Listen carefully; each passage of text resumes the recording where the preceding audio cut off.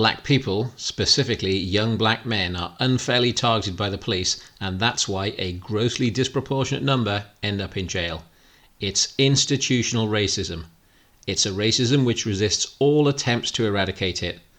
A vast increase in ethnic minority recruitment hasn't helped. Anti-racism courses haven't helped. The cops knowing they'd faced internal disciplinary sanctions and trial by media if an interaction is ever videoed hasn't helped. Nothing helps. It's like swinging a hammer at smoke, and it seems like an intractable problem. People from black, Asian and minority ethnic backgrounds constitute only 14% of the general population in England and Wales, but make up 25% of the prison population. In 2017, a review led by that intellectual giant and definitely not one-trick pony, David Lammy, concluded that the justice system was biased against this group and required reform. Now, we all know that any other possible explanation is absolutely verboten on some video sharing channels, so let's not do that.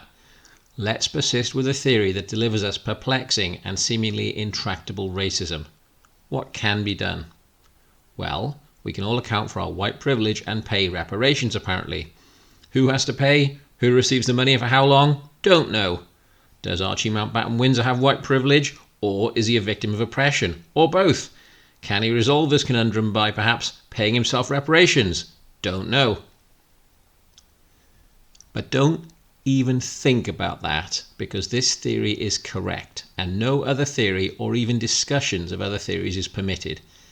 There is only one explanation, and this is it. So, let's run with that, shall we? If the police are institutionally racist, and they are because no other explanation is permitted and David Lammy says so, well, what other conclusions might we draw? In the United Kingdom, in 2020, there were around 77,000 men in prison, but only about 3,500 women. Don't you see, fellas? We are 22 times more likely to end up over the wall than the lovely ladies who are identical to us in every possible way, and any suggestion they are different is verboten. Now you might say, men are stronger. They have more testosterone, and the most violent and risk-taking people in any random sample group will almost always be men. You might argue that male romantic competition for females has been a trigger for physical confrontation since our species emerged, and this is one of the most well-established facts in biology and evolutionary science.